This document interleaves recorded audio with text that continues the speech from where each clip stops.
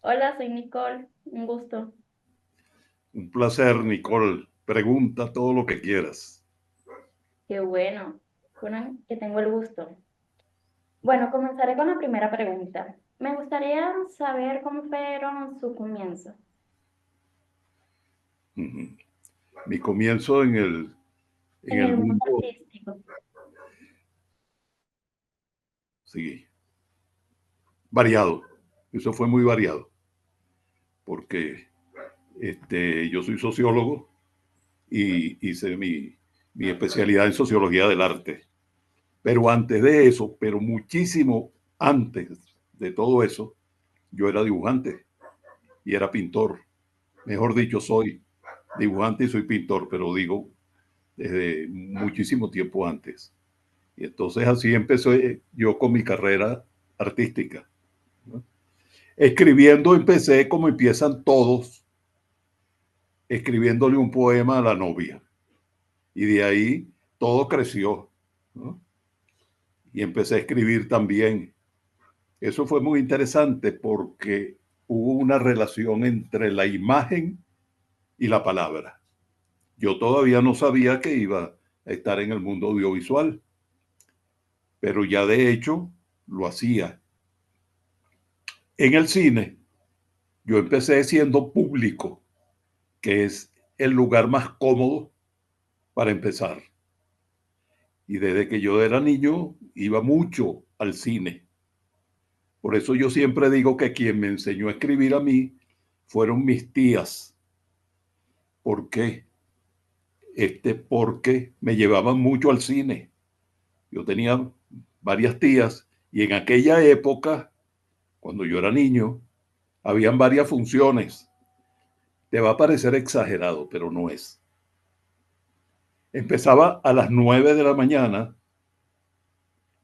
una función que se llamaba matinal y ahí me llevaba mi tía Gisela. Yo salía de matinal y me iba para Bermud, que me llevaba mi tía Olga. Salía del Bermud y me iba a almorzar y tal, y me llevaban al matiné, que era a las 3 y a ese me llevaba mi tía Clemencia. Y luego venía la vespertina, que era a las 5 y esa me llevaba mi tía Maruja. Entonces, Wow. eso funcionaba normalmente los fines de semana, ¿no? Pero eso era impelable y siempre iba al cine, así siguiendo ese orden. No iba en la noche porque en la noche no dejaban entrar a los niños. Entonces, si no hubiese ido a la noche, hubiese tenido que inventar otra tía.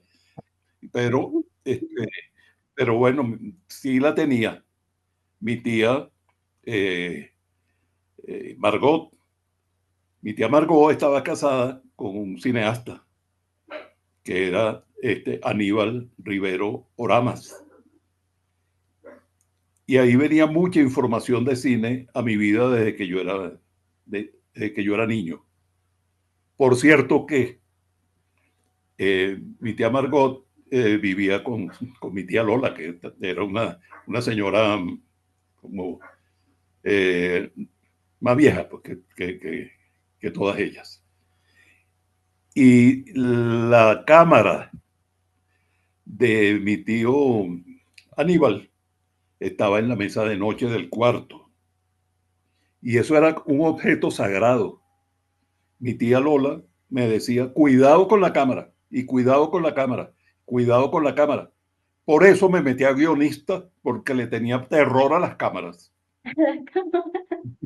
No, pero qué interesante Si que no su fuera, familia este, empezó a familiar con tías, tías, tías que le acompañaba para el cine.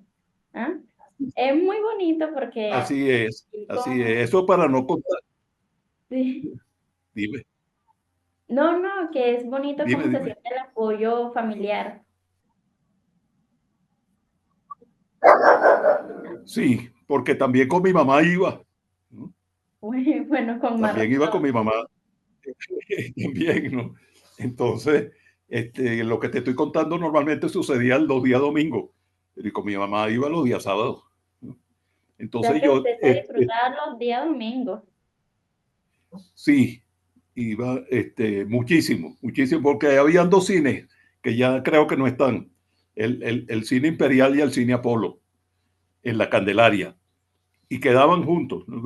Uno al lado del otro. Entonces yo salía de un cine y me metía en el otro, y así, estaban saltando de butaca en butaca, ¿no? Y No, pero lo disfrutaba. mucho, muchísimo, muchísimo. Y por supuesto veía las comiquitas al principio, ¿no? Walt Disney, etcétera, ¿no? La primera película que yo vi actuada, eh, creo, he hecho memoria en eso, fue Frankenstein. Wow. Claro, por supuesto que me llené de terror, ¿Por al qué? mismo tiempo de ternura, porque hay una escena allí, esa es la Frankenstein, la protagonizada por Boris Karloff, en blanco y negro, ¿no? Y eso era, bueno, un revuelo tremendo en la ciudad porque presentaron Frankenstein, que era una película de terror. Entonces, hay una escena bellísima. Hay una niña que flota en un lago y Frankenstein, ese monstruo terrible, la saca y se la lleva cargada con muchísima ternura. Eso sirvió para que acusaran a Frankenstein de que él la había matado. Ok. Y no era así. Y lo persiguieron y para este, castigarlo, etcétera. Bueno, esa escena a mí me marcó tanto que en el techo de la casa, en el apartamento donde vivíamos, había una filtración en el techo que afortunadamente quedaba en mi cuarto. Y entonces, digo afortunadamente porque las manchas se volvieron dinámicas. Entonces yo veía a Frankenstein en el techo. Y Frankenstein, yo asustadísimo, y Frankenstein se movía. No era Frankenstein nada, eran las manchas de la humedad. Pero Ya. allí yo tuve relación con la imagen que se movía más allá del cine, ¿no? Y era metido dentro de mi casa. Te estoy hablando de niño, te estoy hablando de niño. Bueno, entonces toda esa situación lo va condicionando a uno a ir desarrollando la imaginación audiovisual. Eso es muy importante para quien se quiera formar como guionista. Pero ¿cómo llegué yo a ser guionista? Ya antes había tenido vinculaciones con el arte, como te estoy diciendo, porque estudié dibujo publicitario en una academia que creo que todavía está, el local, en el pasaje Sin, en el centro de Caracas, pero ya no está en la misma escuela, es otra. Ahí yo estudié dibujo. No dibujo publicitario, eso lo estudié después. Al principio, dibujo. Pero es que yo nací eh, pintando. Cuando llegaba el niño Jesús, me regalaban este, una caja de Prismacolor, que a medida que iba creciendo, era más grande, ¿no? Era más grande. Entonces yo quería crecer rápido para tener la máxima, ¿no? Y dibujaba y dibujaba y dibujaba y dibujaba, siempre. Yo fui a la escuela de arte que quedaba en la esquina del Cuño, la escuela de arte Cristóbal Rojas, que estaba allí en la esquina del Cuño. Yo ya creo que todavía está por allá, porque hace tiempo que yo no voy para Caracas, lamentablemente.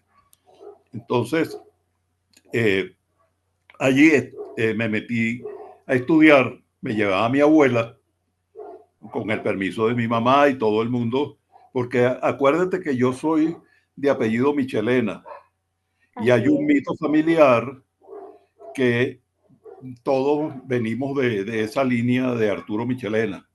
Parece ser cierto, yo no lo he investigado bien ni quiero, pero no vaya a ser que no sea y entonces me decepcione, ¿no?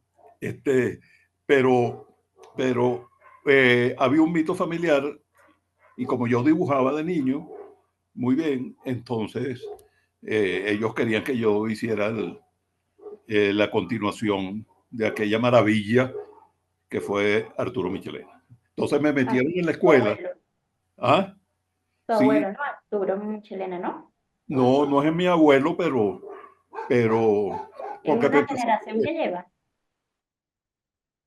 sí, él no tuvo descendencia, pero parece ser, hay un diplomático, ya, creo que ya murió, Juan Bautista, que él hizo una investigación y en el árbol genealógico aparece mi familia allí conectada, ¿no?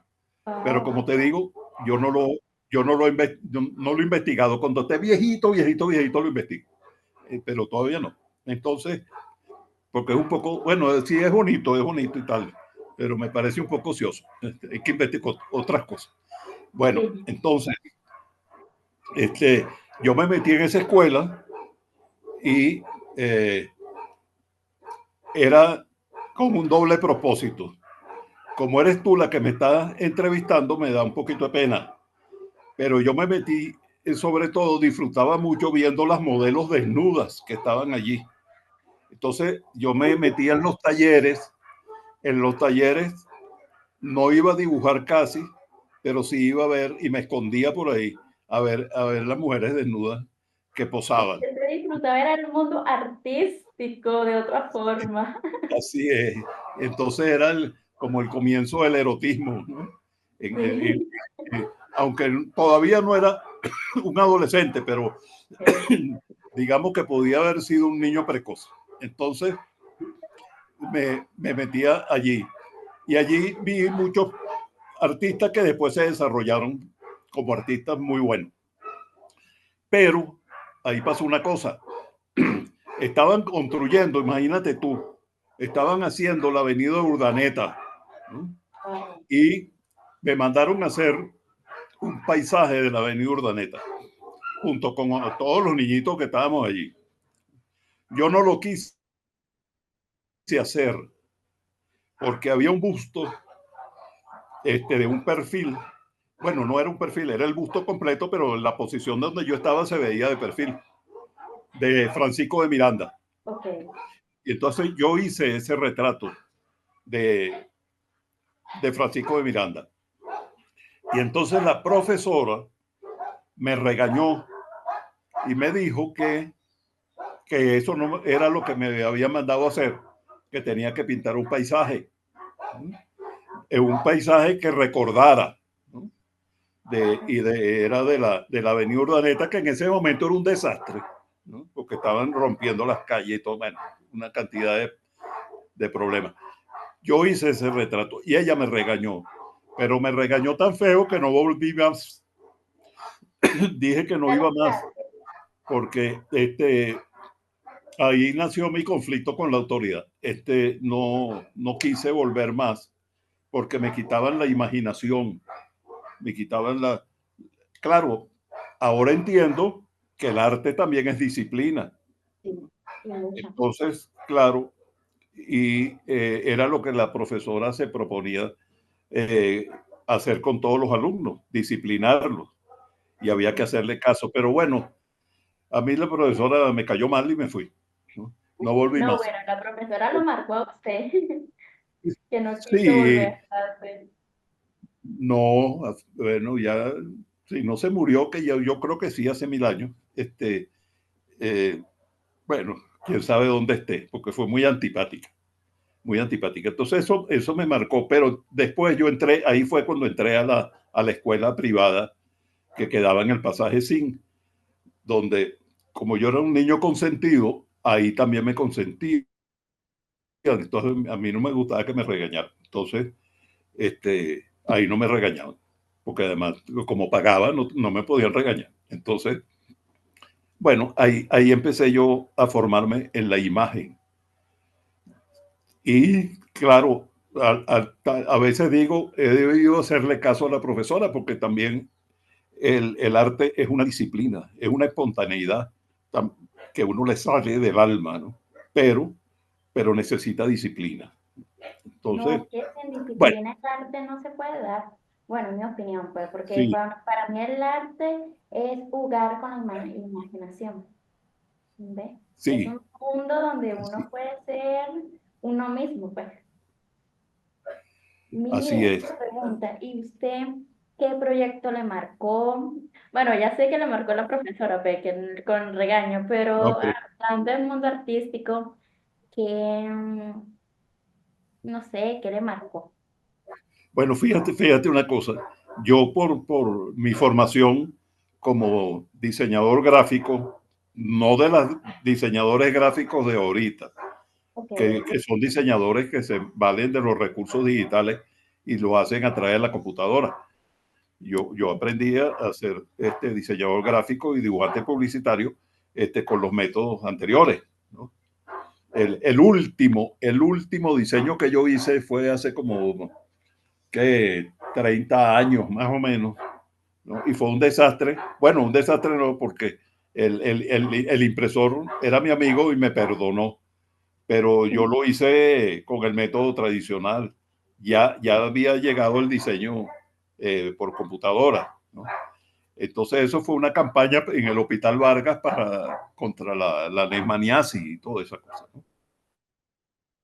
Era muy bonito, muy interesante. Bueno, entonces, este, de allí yo salté al Instituto Agrario Nacional. Entonces me nombraron jefe de una unidad que se llamaba Unidad de Difusión. Esa unidad de difusión era muy interesante porque tenía 6 unidades móviles que proyectaban cine. El Instituto Agrario se encargaba de la reforma agraria y para llevar la reforma agraria al campo utilizaban el cine, ¿no? Sobre todo el cine publicitario que lo hacía Bolívar Film, lo hacía Tuna Films, ¿no? Pero les pasaban películas mexicanas porque el campesino no sabía leer inglés, ¿no? Afortunadamente. Entonces leía, le pasaban la película mexicana con una distribuidora de películas que se llamaba Pelimex. Y bueno, yo alquilaba las películas y al mismo tiempo se le pasaba la publicidad de la reforma agraria. Pero pasaba una cosa muy particular, que cuando yo estaba allí, ese era en el primer gobierno de Rafael Caldera. Entonces, casi todas las películas que habían antes eran las películas que habían hecho los adecos, porque no teníamos publicidad, no teníamos presupuesto para hacer nuevas películas. No, se tardaron mucho en aprobarnos ese presupuesto, después se hicieron algunas, pero esas cuyas, digamos, publicitarias. Entonces, a mí se me ocurrió un recurso, este, y yo no sabía que estaba escribiendo guiones. ok, El recurso era quitarle el sonido, utilizar la imagen, quitarle el sonido para que no fuera una propaganda del partido contrario y el promotor agrario lo decía por micrófono. Entonces yo le escribía lo que tenía que decir. Entonces estábamos viendo la imagen, ¿no? Y este, el promotor era el que hablaba, iba siguiendo la imagen y decía lo que yo había escrito. Eso era un guión, pero yo no bien. sabía que eso era un guión, ¿no? No, porque para usted era como un borrador de la información que iban a dar. Usted lo hacía Exactamente, conscientemente. exactamente. Y a veces me pasaba de tono. Decía, ese es Raúl León, y ese es un presidente ADECO que no sé qué y tal, y le echaba plomo al otro y tal. Y entonces me regañaban, por supuesto. Pero, Sí. pero bueno, en todo caso, eso eran los primeros guiones que yo escribí. Yo no sabía que estaba escribiendo guiones, no lo sabía, ¿no? Pero bueno, eran guiones cortitos porque eran eh, cuñas publicitarias más que nada en la reforma agraria. No todos tenían protagonistas, sino el campo, lo que hacían los tractores, el crédito que se les daba, todas esas cosas. Y a veces no se correspondía esa imagen con lo que yo decía, porque yo la actualizaba en el texto. Ahora se ha aprobado un crédito de tal y tal y tal, y ahora los campesinos se incorporan. Eso no era lo que estaba allí, era otro texto el que estaba, ¿no? Pero sin embargo se ajustaba la imagen No, pero a la su palabra. forma de Entonces, escribir e ese era, investigar. así yo empecé. Claro, al mismo tiempo, yo todavía no me había graduado de sociólogo, entonces en la escuela de sociología se fundó un centro audiovisual y yo colaboraba con el centro audiovisual. Todos éramos muy amigos allí. Eso fue en el año 68, imagínate. Entonces, en esa época hacíamos películas cortitos, eh, ¿cómo se llama? Documentales, ¿no? Y casi todos eran documentales de protesta, ¿no? Como hacíamos los estudiantes allí. Yo colaboraba, pero yo no escribía. Bueno, lo cierto fue que un día me gradué y me fui a cumplir el sueño dorado de toda la familia de irme a Europa a estudiar en la misma academia donde estudió Arturo Michelena. Entonces yo me llevé todo mi dossier de ¿cómo se llama? De pinturas y de dibujos. Bueno, y llegué allá y lo enseñé a la Academia Julián y bueno, a los tipos les pareció muy bueno, les pareció excelente, pero resulta que ya yo tenía 28 años y el límite en la escuela era hasta 27. Wow, por un Entonces no, año. sí, entonces no pude hacerlo. Me habían palabreado, pero prácticamente me la habían conseguido una beca del Mariscal de Ayacucho para hacer un posgrado en sociología agraria que me encantaba, ¿no? Pero mi misión era la otra. O sea, mi misión verdadera era, claro, estudiar eso, pero no, no salió porque la Academia Julián no me aceptó, me metí en otra academia, ¿no? Pero que estaba bien, pero no era la que yo quería. Entonces, eh, le dije a mi esposa, ¿por qué mejor no nos dedicamos a pasear? No voy a hacer ningún posgrado, no voy a estudiar en la Academia Julián porque no me interesa, vamos a pasear y vamos a ver cine, ¿no? Porque yo seguía fanático del cine, entonces vamos a ver cine, entonces bueno, fui a la Cinemateca Francesa, íbamos al cine, nos fuimos a Italia, en fin, varias cosas. Bueno, entonces un día le dije a mi esposa también, le dije, mira, eh, ya yo me quiero regresar porque me hacía falta mi mamá y mi papá, pero sobre todo mi mamá porque yo era muy mamero, bueno, soy muy mamero, mi mamá ya murió, pero yo tenía una ligazón muy estrecha, ¿no? O sea, en otras palabras, mi complejo de Edipo era muy alto. Entonces, eh, regresé. Bueno, fíjate qué cosa tan extraña. Cuando yo llego, me van a recibir mis amigos al aeropuerto, o cuando llegamos, ¿no? me, me, me reciben mis amigos en el aeropuerto y un amigo, el que dirigía el centro audiovisual de la Escuela de Sociología, me dijo, Gustavo, quiero hacer una película y tengo muchas probabilidades de que me aprueben un crédito para hacerla. Pero no tengo que le escriba. Yo creo que tú me la puedes escribir perfectamente, ¿no? Porque claro, estaba Salvador Garmendia, estaba José Ignacio Cabruja, estaba Rodolfo Santana, pero era otra gente distinta a la que por la cercanía con Alfredo, que era ese Alfredo Sola, no la tenía, ¿no? Ni la quería. Él la quería hacer con sus amigos.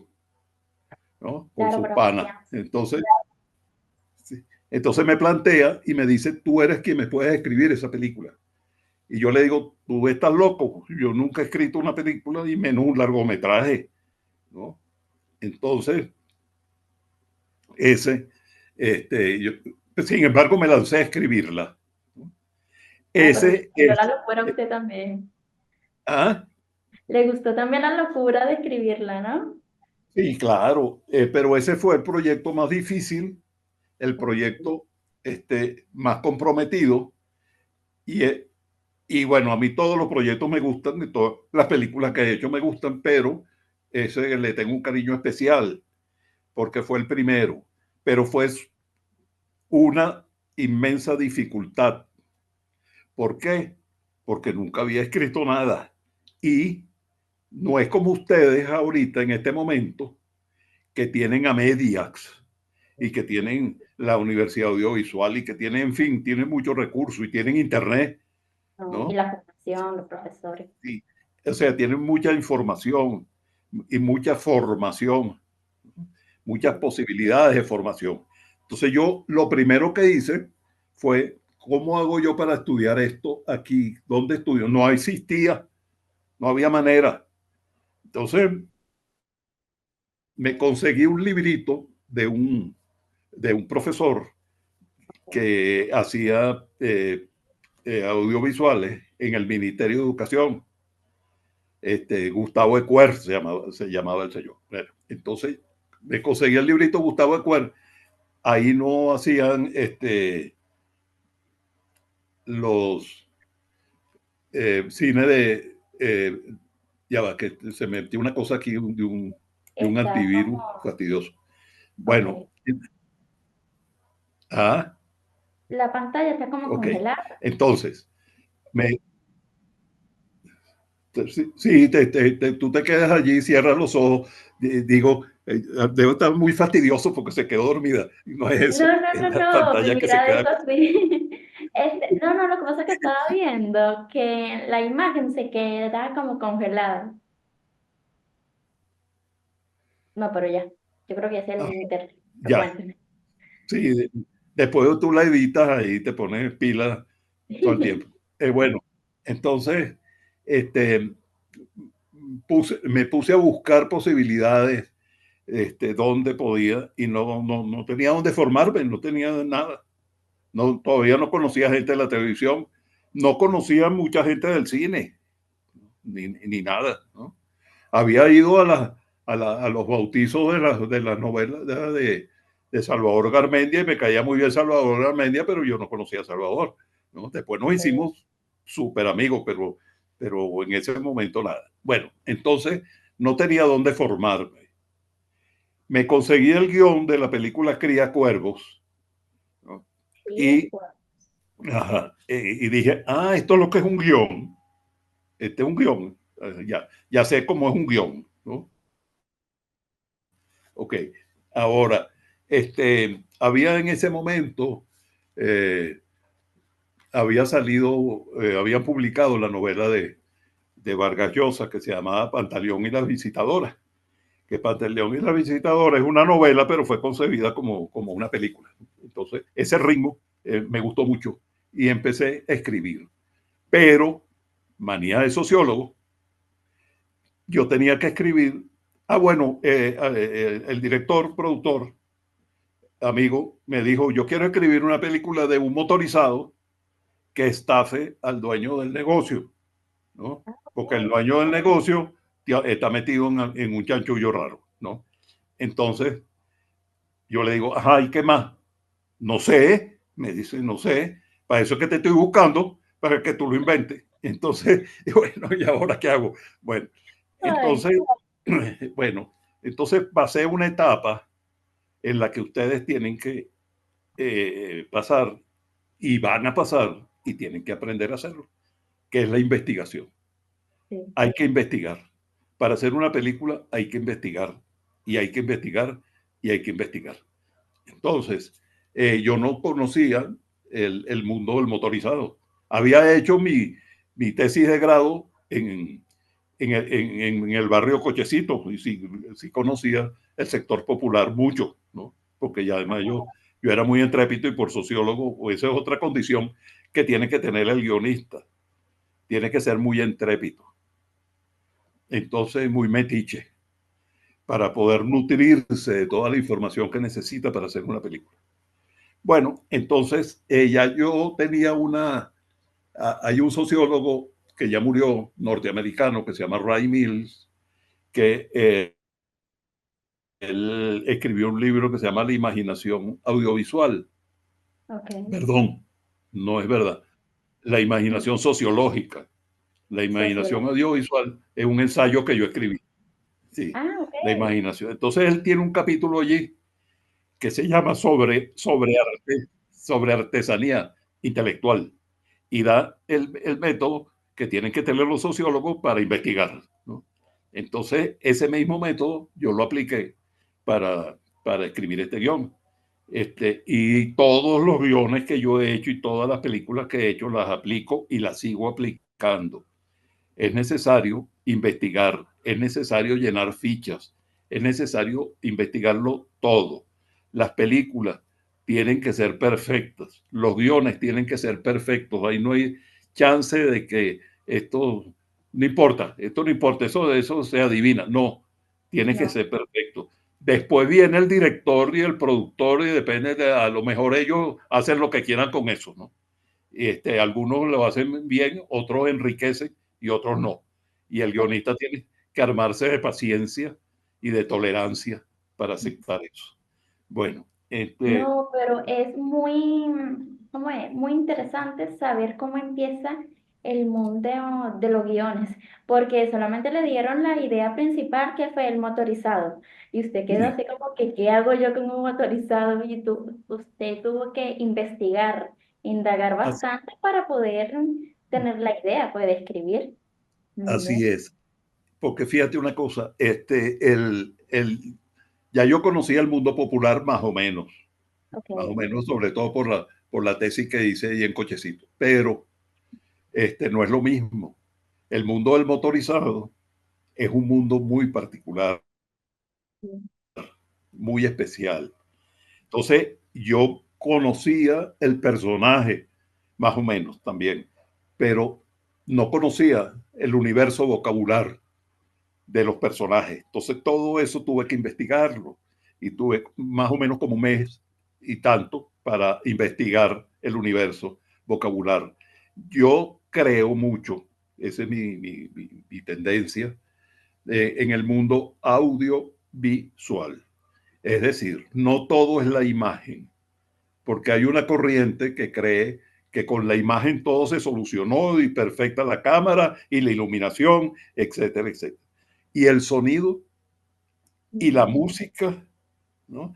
El diálogo es sumamente importante, el diálogo, sumamente importante, tan importante como la imagen. Por eso es que es audiovisual. Entonces, si yo no sé cómo hablan los motorizados, si yo no sé cómo es su mundo, cómo se comunican, qué sienten, eso lo tengo yo que investigar. En esa época también estaba muy de moda un, una corriente brasilera, pedagógica, de Paulo Freire, de inmiscuirse, meterse en la comunidad, vivir lo que vive esa gente para entenderla, ¿no? Entonces, eso me tocó hacerlo. Bueno, y así nació Se solicita muchacha de buena presencia y motorizado con moto propia. Yo en las películas normalmente le hago un homenaje a otras películas. Ay, qué Entonces, bueno. ¿eh? No, no, que me alegró saber eso, que usted le hace homenaje a otras películas. Sí, por ejemplo, en esa película yo le hago homenaje al Golpe, aquella película de Paul Newman y Robert Redford, donde ellos estafan a un tipo que es un estafador. Bueno, entonces eso sale en la película, ¿no? El motorizado va a ver esa película y de ahí le viene la idea de qué es lo que va a hacer en su vida, en ese nuevo trabajo que él, porque él estaba muy necesitado, ¿no?, de plata, y por eso va a buscar ese trabajo. Y lo primero que hace es cambiarse el nombre, este, y se pone Alexander, ¿no?, de nombre, un nombre estrambótico, muy marginal, como hacen la gente de la clase marginal, que se ponen esos nombres estrambóticos, ¿no? Entonces, Sí, bueno, por ahí empezó. Entonces, allá hay un estudio sociológico de esa clase social, de ese sector de la población, de esos trabajadores. Y ojalá pudieras ver esa película porque tú no habías nacido, a lo mejor no había nacido tu mamá. Y se solicita muchacha de buena presencia y motorizado con moto propia. Entonces, se hizo esa película y, bueno, como diría un personaje, Blacamán el bueno, Blacamán el malo de García Márquez, por ahí empezó mi vida grande, porque yo no lo sabía. Se estrenó, se ganó todos los premios. La película iba compitiendo con Cabrú iba compitiendo con Garmendia, con un gentío de estos consagrados que después fueron mis amigos muy queridos. Y entonces yo gané el guión. Yo estaba en mi casa, yo ni siquiera fui al acto. bueno, No, yo no fui al acto porque, bueno, en un arranque de humildad o de falsa humildad, ¿no? estaba No fui, yo emocionada. estaba en mi casa. Nada, yo estaba viendo el acto por la televisión, tirado en una hamaca, y estaba allí y de repente empezó a sonar la puerta de mi departamento. Todos los vecinos a felicitarme porque yo me había ganado el premio. Oye, qué El premio El bueno. Dorado se llamaba. Y después esa película fue muy vista, muy distribuida y colaboró muchísimo con la etapa del cine nacional que se llama el boom del cine nacional. Y bueno, después vinieron muchas otras películas. Esa investigación que yo hice para el motorizado, este, bueno, yo le digo el motorizado, hay otros que le dicen muchacha, porque La se muchacha. solicita muchacha de buena presencia y motorizado con moto propia.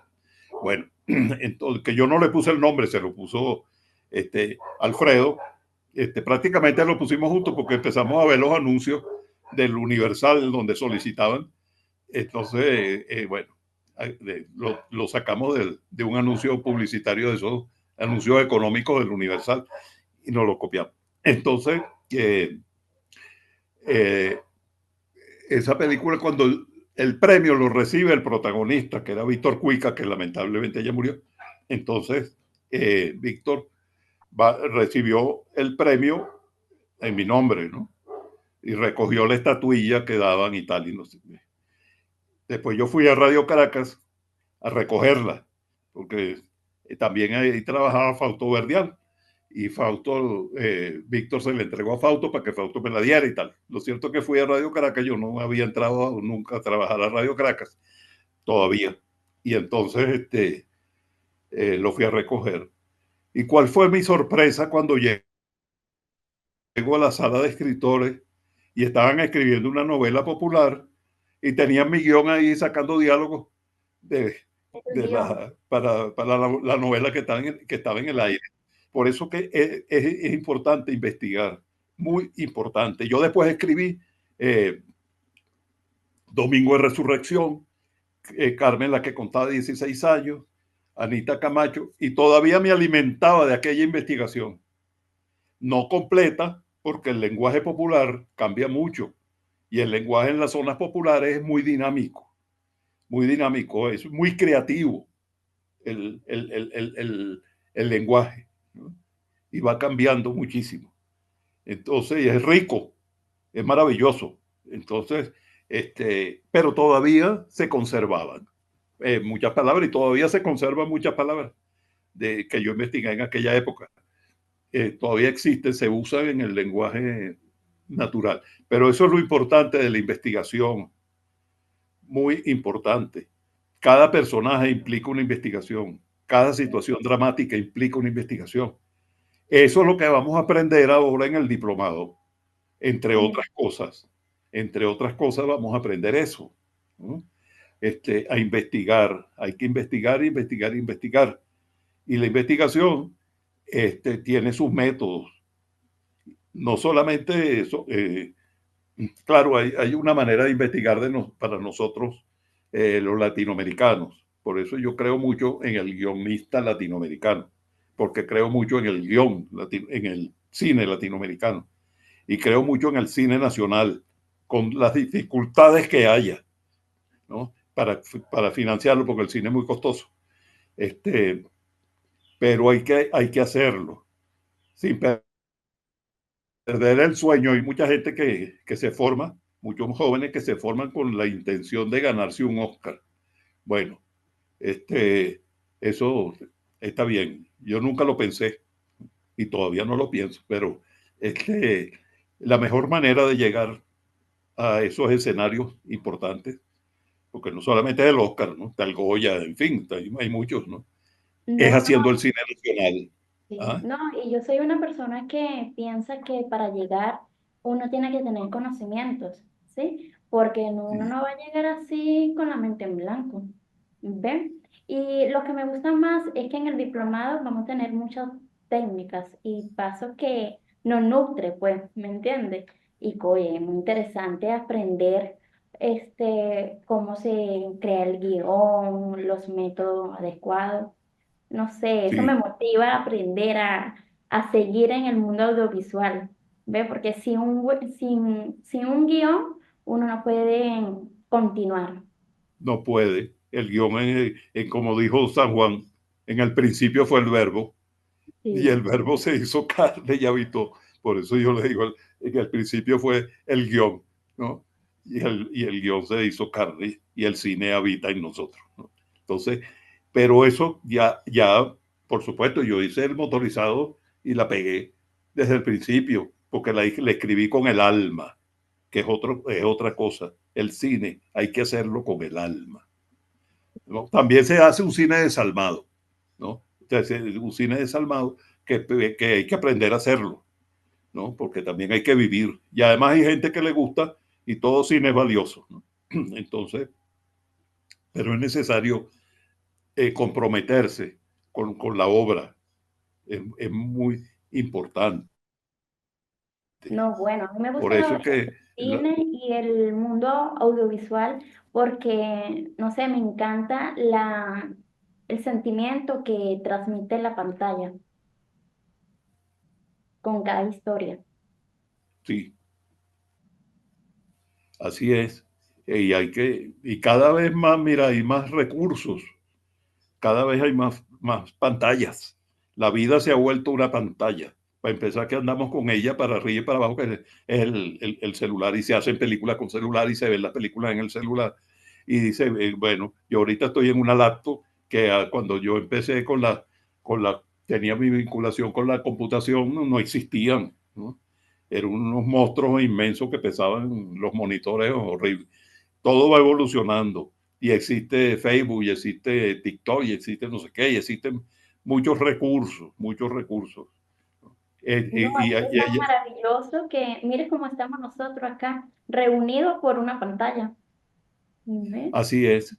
Sí, lo único que falta es darnos la mano, y porque ya todavía no se ha inventado, los japoneses no han inventado todavía eso, meter la mano por aquí, bueno, lo inventó Woody Allen en aquella película, pero de pasar la pantalla en incorporarse. Pero todavía no hemos llegado a eso, pero quién sabe, uno nunca puede decir que no. Ahí anda la inteligencia artificial amenazándonos, que por cierto no es ninguna amenaza. Y eso es una de las cosas que vamos a ver en el diplomado también. ¿No? Cómo valerse de la inteligencia artificial para que la inteligencia artificial no se valga de uno. Entonces, y es un Sí, recurso, eso es un recurso. Yo me acuerdo que cuando empezó Wikipedia, Wikipedia. ajá, uno se asustaba, decía, ¿cómo es posible que haya esto ¿cómo se llama? Las colecciones de enciclopedias? Eso no puede ser, ¿no? Y toda la biblioteca llena aquí es donde yo estoy, hay muchos libros y mucha enciclopedia puesta. Bueno, se abren poco, ¿no? Bueno, No, es ¿por que qué? también Porque se ha perdido existe como mucha que el información. arte de leer. ¿Ve? Porque la mayoría de los jóvenes está ahí con un teléfono digital o lee los libros ¿cómo es? Por teléfono. Sí, así es. Yo en estos días leí un libro que estaba leyendo, releyendo, porque el libro yo lo dejé en Venezuela y lo estaba leyendo en ese aparatico que vende Amazon, ¿no? Y entonces, eh, y concha, cómo me costó leerlo, muchísimo. Yo todavía estoy apegado al libro, El ¿no? libro. Sí, estoy apegado al libro y el papel, el olor del papel, el tacto, ¿no? Pero eso es lo que es porque por mi generación, pero las nuevas generaciones sí están muy familiarizadas con todo esto Sí. y es una ventaja. Lo que tú sabes, lo que no cambia, y eso es lo que vamos a aprender en el diplomado, a echar el cuento.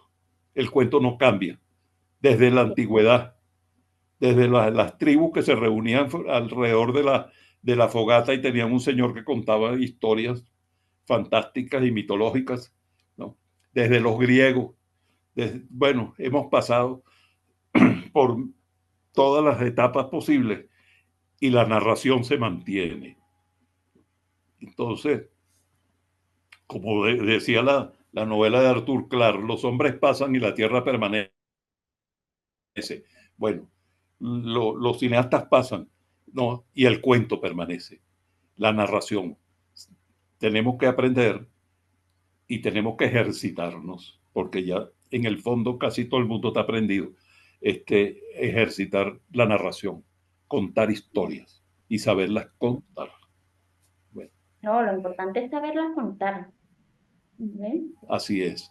Sí. Y la estructura, por ejemplo, por eso es que es bueno la disciplina, porque la estructura del cuento te condiciona a escribirlo de una manera muy particular. Entonces, No, que me causa gracia como usted habla de la disciplina y en sus inicios no le gustaba lo que era la disciplina. no, pero todavía no me gusta, te voy a decir, No le todavía no me gusta. gusta, pero no importa porque el cine es el conflicto, ¿no? Entonces, de ahí, de esa relación dialéctica, ¿no? Entre la tesis y la antítesis, sale la síntesis.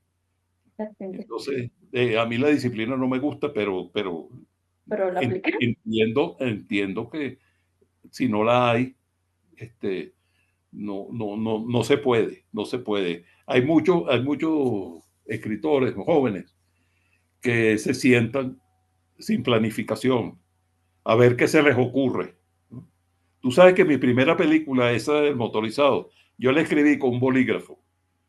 Yo no sé si todavía en Caracas venden los kilométricos, pero yo la escribía con un kilométrico a mano. Mis primeras películas yo las escribía a mano. Yo tenía una plantilla en una tabla y ahí decía tantas palabras se corresponden a una página escrita en máquina de escribir. No porque yo no supiera escribir a máquina, porque mi mamá me puso a estudiar mecanografía cuando yo era muy niño. Entonces yo aprendí y yo le decía a mi mamá, pero es que yo no voy a ser secretaria. Y entonces mi mamá me decía, pero eso le va a servir a usted, estudie. Entonces yo aprendí a mecanografiar desde muy jovencito. ¿No? Pero hay una cosa que no sabía imaginar en el teclado. No sabía. Yo sabía, era a mano. Escribir a mano no era un tigre escribiendo. Y después tenía que pasarlo. Yo aprendí a imaginar a máquina en Radio Caracas Televisión. Porque después que ya yo había hecho 3 o 4 películas, entré a escribir telenovelas en el canal. Ahí conocí felizmente a, a Edgar Mejías, ¿no? Y a Rolando, y todo, que son grandes profesores y grandes personas y gente que sabe mucho. Bueno, y yo aprendí ahí a imaginar, yo no sabía imaginar escribiendo en un teclado, no podía, se me ocurría nada. Entonces era porque no es lo mismo Si uno escribe, era como un error ortográfico que yo tenía desde niño, pero yo sabía que lo tenía, ¿no? Y entonces, con la palabra nubes, ¿no? Con la palabra nube. ¿Por qué? Porque la palabra nube se sale del diseño gráfico, se rompe la nube, ¿no? ¿Cómo así? Bueno, porque si no es lo mismo escribirla con B chiquita que con B grande. Sí, sí. No, obviamente. Entonces, Eso, si la escribe con B chiquita, se parece más a una nube. Si la escribe con B grande, la rompes, ¿no? sí, Entonces, no, no, no, me impresiona eso la me costaba, imaginación que usted tiene. bueno, eso me costaba mucho. Pero después aprendí a, a escribir con el teclado, a imaginar con el teclado. ¿Por qué? Porque eso tiene una ventaja también. No es que la escritura a mano sea mala ni nada, es maravillosa, y a mí me encanta porque es un dibujo, pero resulta que eso tiene una medida, el teclado tiene una medida, los guiones tienen una medida, la descripción tiene una medida, el diálogo tiene una medida y tiene un margen, ¿no? E incluso el, el diseño de la letra, la separación del espacio, tiene una medida. Por eso es que se llegó al arreglo de que una página escrita a máquina equivale a un minuto. Es aproximado, eso es aproximado, pero se ajusta bastante. Eso lo inventaron los gringos de los años 40, ¿no? Entonces, y nos ha pasado, pero no se equivocaron. Eso se cumple y todos los guiones se cumplen. Si tú entregas un guión que no está dentro de ese parámetro, dentro de esa estructura, te lo rechazan de ya, aunque sea maravilloso. Te lo rechazan porque no, este señor no sabe, esta señorita no sabe, ¿no? No, Este, no. Y lo importante es o sea, el aprender la estructura del guión. Porque, por ejemplo, ahorita estoy en un proyecto y me toca realizar un guión. Y tengo ajá, 2 semanas tratando de hacer una hojita y me siento y es así como que, ajá, pero ¿cómo le escribo? Tengo como que la idea, pero estoy así como que, no, o sea, no, no sé hacer el guión, no sé con qué palabra iniciar, no sé, o sea, tantas cosas que yo quedo así como que no, no, no, no, no, no. Y, o sea, me impresiona es o sea, todo el conocimiento que nos dará ahorita en el diplomado, ¿sí? Que, oye, yo soy una que estoy así como que me voy a anotar porque no, no, no, no, no, es un diplomado muy importante en el sentido de que la estructura del guión, de lo que usted nos está indicando de en una hoja de máquina sería 1 minuto de grabación, o sea, son muchas cosas que de mi punto no sabía. ¿Ven? Y sí. oye, estar sin conocimiento es, no sé, no me gusta. Bueno, fíjate una cosa, ahí en tu auxilio, ¿no? Existe un paso previo al desarrollo de la escena, que es la escaleta, ¿no? Que también en Caracas, seguramente Edgar va a hablar de eso, la escaleta la va a llamar diagramación, pero eso se usa nada más que en Venezuela, pero es lo mismo. Eso se llama, mundialmente se llama escaleta, ¿no? Este, que los italianos le pusieron ese nombre y bueno, se llama así. Aquí en México, por ejemplo, hay algunos escritores que le dicen esqueleta, Es ¿no? que Esqueleta. Pero bueno, no son muchos, pero hay quien que la llama esqueleta por equivocación, ¿no?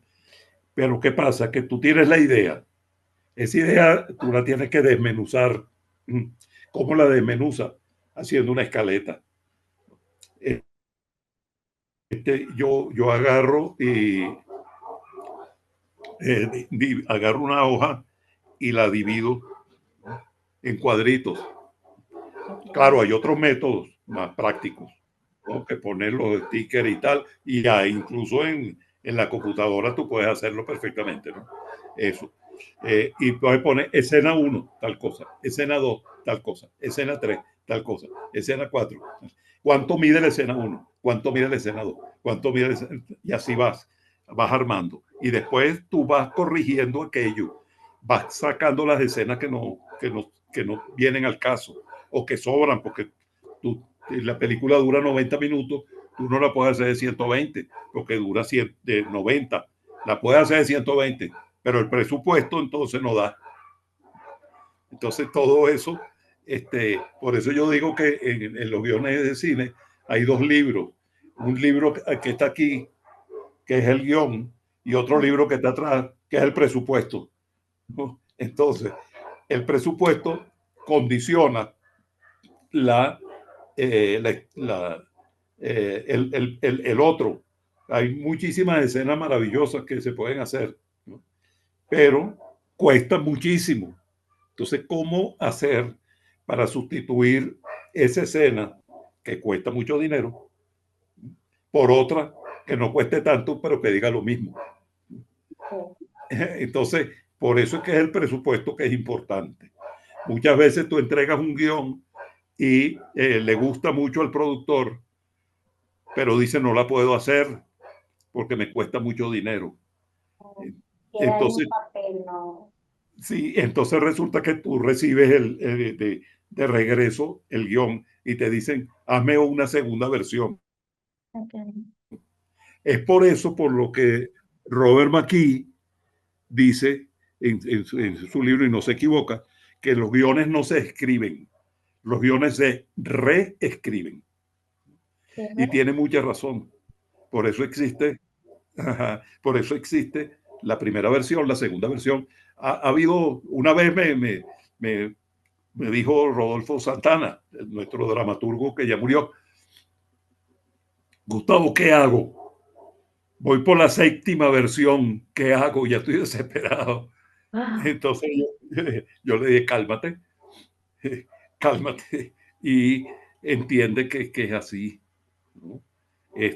Yo nunca he llegado tanto, pero sí, hay una película reciente que no voy a decir cuál es por si acaso la van a hacer, que ya yo la hice y fue un éxito internacional. Se ganó un premio en Italia, en el Festival de Gifoni, y este, el premio a la crítica y un premio maravilloso que habían 400 niños, eran el jurado, y los 400 votaron por la película. Y habían películas importantísimas de productores importantes como Spielberg, etcétera, etcétera. Y esa ganó.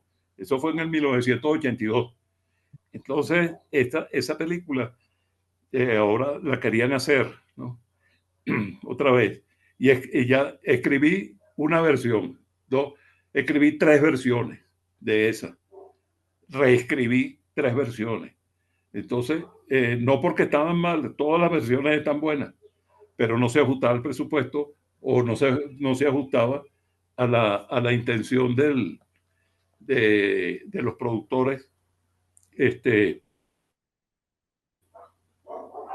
bueno, eh, y había que hacer otra versión, otra versión. Finalmente quedó una que se ajustaba a la primera y a la segunda y a la no sé qué y tal, pero entonces resulta que hace muchísimo tiempo yo le había vendido los derechos a unos productores que no la hicieron, pero los tienen todavía.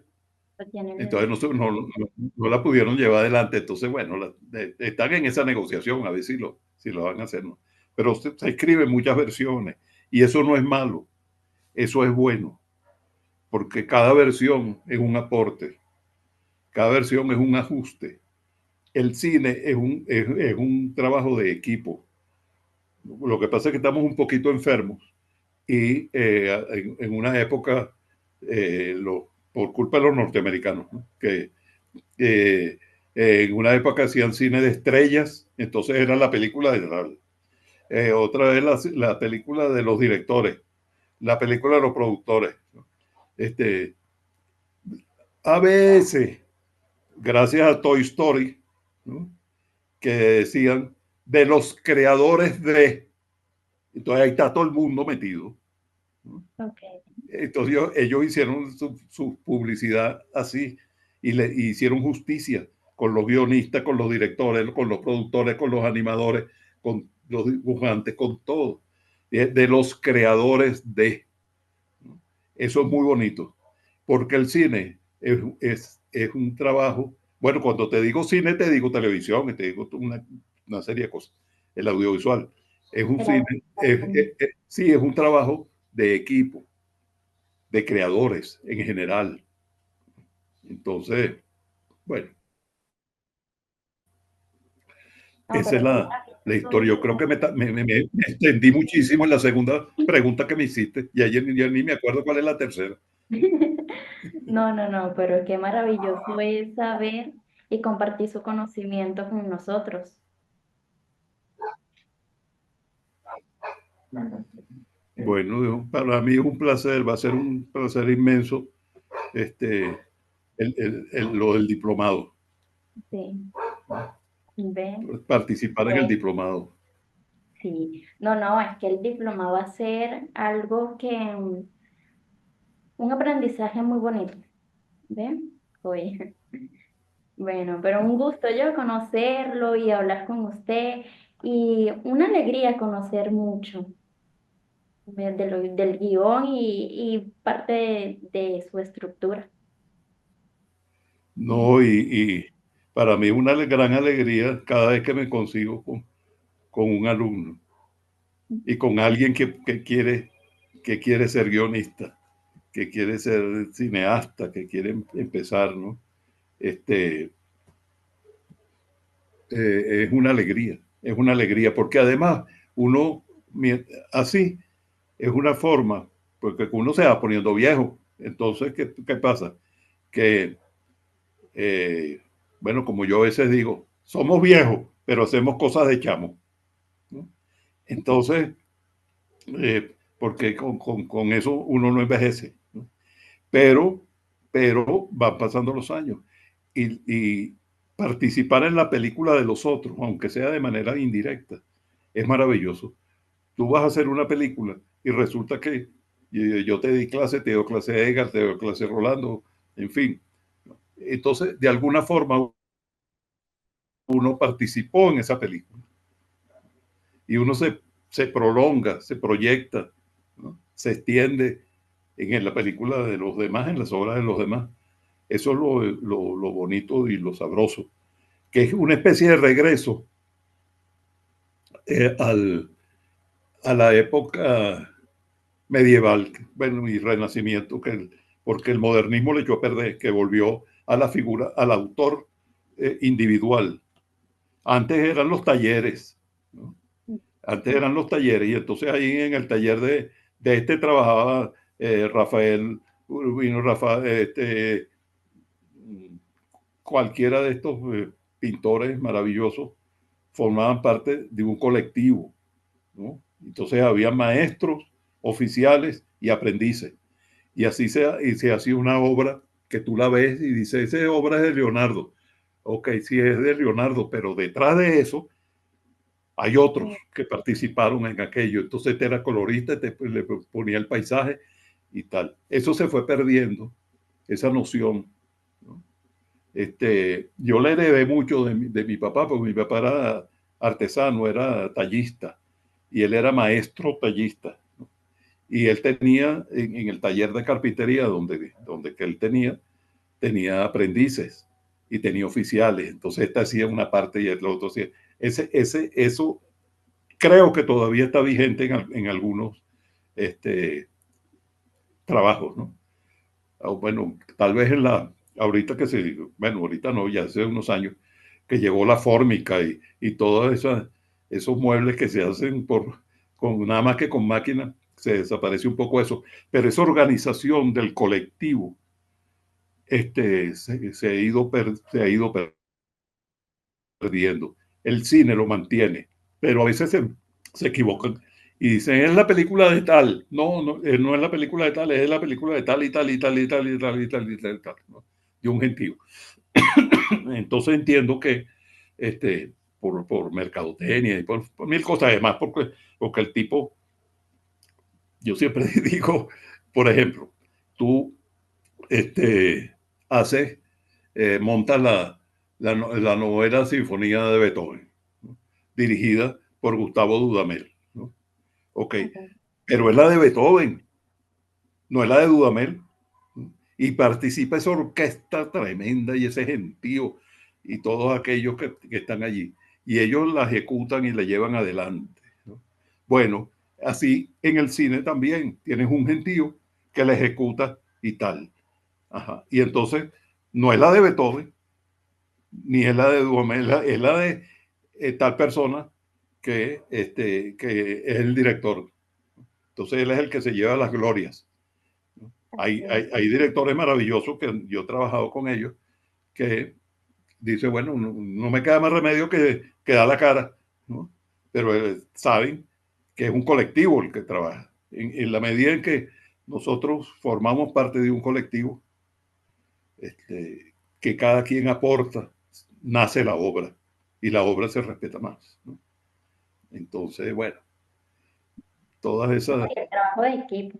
No, trabajo de... pero qué maravilloso fue esta entrevista con usted, ¿oyó?